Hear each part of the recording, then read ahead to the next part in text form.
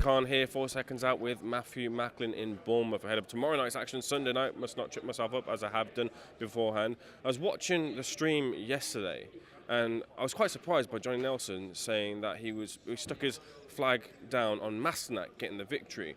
Why do you feel Johnny is confident in Masternak getting what would be probably the upset here? And do you feel the same level of confidence in Masternak coming into tomorrow night? No, I think I lean to Billam-Smith. I think Billam-Smith's a slight favourite. But that's probably because of his activity. The fact that he did win the world title off Okoli, even though it was a messy, scrappy, horrible fight in patches, he found a way to win, which no one else has done against Okoli. And he also, coming into that fight, he had one of the knockouts of the year in a fight. He got clipped in early doors, so he had to recover from that and then, come back and get the knockout. And before that, he had, one of the fights of the year against Usyk Chamberlain. So, he's had a good little run recently. He's grown and grown, improved, and he's been active. He's been busy. You'd imagine as well, having won the world title now, he's climbed his mountain. He's like that extra bit of confidence and belief.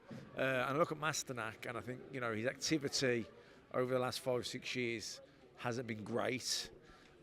He's pushing on in years, and you lose a little bit. You're talking fractions of seconds, reflexes, pace. Will he have the same energy, tempo?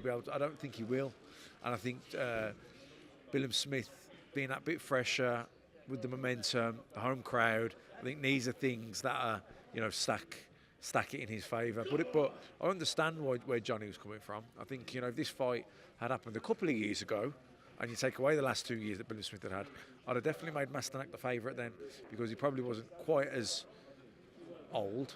Well, he wasn't quite as old, and also Billam-Smith probably hadn't had that seasoning yet, but he has now, and Masternak is a couple of years older. So now I think it shifts. The fact you shift over to Billam-Smith. Should Billam-Smith come through at the weekend? Obviously, it's no easy task to do that. What would you like to see for him? There are big domestic fights and rematches that have history in the form of Lawrence Okoli and Richard Riakporhe, but there's also the possibility for unifications there, and Chris fancies himself in those fights. But what would you like to see? I'd like to see the Riakporhe fight. Probably unbiased, because Riakporhe fights on Sky. We've done these last few fights. They also had the rematch years ago. Me and Andy Clark commentated on that fight. It was a good fight, but they're both individually improved in a big way since then. So, collectively, it's a big fight now. Who would you favour? Oh, don't know, to be honest. Don't know. Look, Riakporhe's the bigger puncher. He's picked up some nice wins too. He's improved. Look, Billam-Smith's been involved in some harder fights, so I think Riakporhe's the fresher. That could be a factor. Yeah, don't know. I'll have to wait and see. Fair enough, we will wait and see. Hopefully, if Chris Billam-Smith can get through that, those fights are in the pipeline. Another fighter that's still spotlights and makes the most of the spotlight is Ben Whittaker. Do you feel that he has to keep performing and keep making these viral moments to keep his name in people's mouths? And if he's on that fast track, you've got to perform each and every time you're in the ring.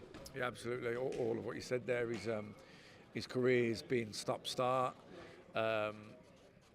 He's not a young kid. You know what I mean? He's you look at what's he had, 5 fights, or is this fit? So like you look at the Nassim Hamed and Ricky Hatton, and years ago people were turning pro at 18. Now, because of the GB and the funding, kids aren't turning pro to the 25 and 6, and boxers aren't fighting as often now. They're just not, So it's therefore you do need those fights to mean something. You could box years ago, I don't know, say a Hatton or a Naz, and you knock someone out in a round, and you could be boxing 2 weeks later. Do you know what I mean? You didn't pick up any injuries. Wasn't no miles on the clock, and you wouldn't even really need to spar. You've just boxed. You know what I mean? You can get out again quickly. Those days are gone a little bit. That's not happening now. Fighters are getting paid big money as prospects. They're 25, 26. They've got this amateur pedigree. They've been in the World Series of Boxing. So, in order to fight to earn that much money, you've got in your contract with the promoter, they can't just bang you on another show because you're earning too much money. So it's got to be a strategically when your next fight is. Like, it's got to be an event almost built around you, or certainly your factor in playing a big part of that show. So, it's these fights now really need to matter. They need to mean something. They need to take you to the next level. Fast tracking is going to have to be a factor. Fast tracking is what's going to have to happen with Ben Whittaker. Opening the door to the wider discussion of the boxing public. And speaking of important matters, the International Boxing Hall of Fame welcomes its latest inductees, which include the likes of Ricky Hatton, Jane Couch, Diego Corrales, Michael Moorer. Just a word on any of those who've found their place in the Hall of Fame and well deserved. Every single one of them well deserved. Yeah, I mean, Ricky Hatton, I trained with him for years, sparred with him, was in his corner for some of his biggest nights. Was a good friend in boxing, and like I say, was part of a lot of his big nights, was around them, and absolutely he deserves to be inducted. Jane Couch too, Michael Moorer, Corrales, the late great Corrales. Did I miss anyone out there? There's a few others. Yeah, well, those ones that you said, absolutely, all of them deserve it. Indeed, jumping up to the top of the division, top of sport, always as is the heavyweight division, so goes boxing. I want to start with the December 23rd card. Look, a lot of people have their thoughts on Anthony Joshua's search for a new trainer, which leads to Ben Davison in the interim. Do you feel that any trainer that Anthony Joshua picks, they have enough time to affect the game plan and affect any changes heading into a fight with such importance, because Otto Wallin stands as a fierce competitor looking to get the victory over him? Yeah, I mean, at this stage of Anthony Joshua's career, it's going to be. I don't think any trainer is going to have a big impact. He is who he is. He's the finished article. Well, he's not. He's probably even gone past the finished article. He's probably on the slide now. As I think all the top heavyweights are, not just him. They've all probably seen better days. And I don't think a trainer is really going to change anything now. Might give him a bit of a fresh perspective, or maybe might have the ability to relight a fire, motivate him in a way that other trainers maybe can't get through to them. But there's not going to be any sort of revolutionary change, I don't think, now. Do you make him the favourite in the fight against Otto Wallin still? Yeah, definitely. I think he should win the fight. I think Wallin's a tough fight.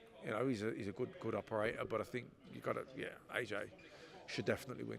There are those now who are off the back of the Tyson Fury versus Francis Ngannou fight are saying, look, Tyson Fury isn't the fighter he was beforehand. He's on the slide. John Fury has said, look, at the style that he's got now isn't going to beat Oleksandr Usyk.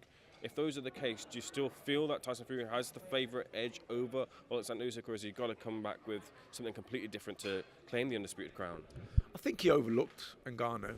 I don't think that's the Fury we're going to see against Usyk. The Fury that we've seen in the first Wilder fight was quite different to the Fury we've seen in the other two Wilder fights. He put quite a bit of, he's bulked up a bit, and he's gone for sort of physical strength, backing his guys up, as opposed to elusive, mobile boxing on the outside. I think, look, he's the number one heavyweight in the world until he isn't.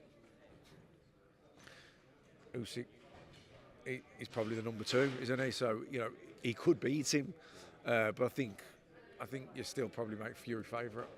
I half jokingly asked, because Oleksandr Usyk put out a form saying, look, I'm looking for sparring partners, and I said to Johnny, would you take up the offer? Johnny half joked, and he said, no, I'm not interested, but that's an important thing to do. But the question I wanted to ask you is, who has the tougher task in preparing for the other one? Fury for Usyk or Usyk for Fury? Probably Fury for Usyk, because to get sparring partners like Usyk can be very difficult. I'd say it'd be harder for Fury to get sparring partners to replicate Usyk's style. And finally, Adam Smith has departed Sky Sports after a battle with cancer. Good to see that Adam Smith is on the mend and looking to return in sports in any sort of direction. Just word on your former co-commentator and friend. Yeah, co-commentator, a great friend. Shared so many amazing nights with Adam as a work colleague, but he commentated on many of my great nights when I was boxing. So known him over 20 years. Great guy, and great that he's come out the other side of his battle with cancer, and hopefully, and I'm sure he will get back involved in boxing in some capacity at some point. Matthew, appreciate it. Thanks for being SecondsOut. So all the best. See you on the pitch.